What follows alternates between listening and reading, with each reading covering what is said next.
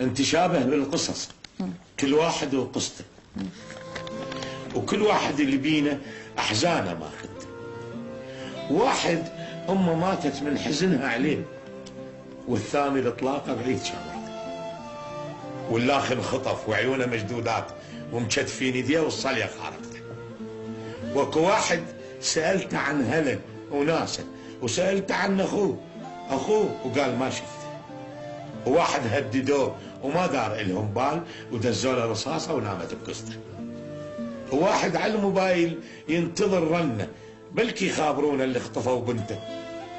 وواحد دفع فديه وما سلم منهم، وواحد ما دفع زرفوا له خاصرته. وواحد شفته يصبغ مدرستنا الوان، يا اخي خليه يصبغ مدرستنا الوان. واحد شفته يصبغ مدرستنا الوان وبس خلص صبغ داسوا على جفته. وواحد شفته يبكي وامه فرحانه، اشتميت الخبر امه اللي مسفرته، قالت له روح يما لا يقتلونك. وواحد شفته يبكي ويرجف من الخوف، لقى وسط الجثث مقتوله صاحبته. وكم دكتور سافر خايف يقتلوه، كم فنان هاجر خايف يقتلوه، الفلت من الجدر سموه ابو فلته. ويوميا الصبح 50 لو 20 لو 70 مقتولين مذبوبين معصوبين، وبيهم ناس هاي وجوههم في ذاب حركته. ربي حلها انت ما لنا غيرك، ترى ما حد يحلها ربي غير انت.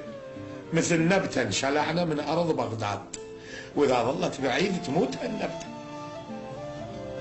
احتووني يا اخي، انتم ما احتويتوني ولا انتم احتويتوني، ولا انتم ولا انتم ولا انتم. هذول الكلمة انتم مقصودة مفهومة. انتم ما احتويتوني، وسط النار حفتوني، حفت الصوت صوت الغربة يلعب بس علمتوني. من عندي اخذتوا الدار ومن داري طردتوني. مو داري هذا، غير الحكي واحد لما يجي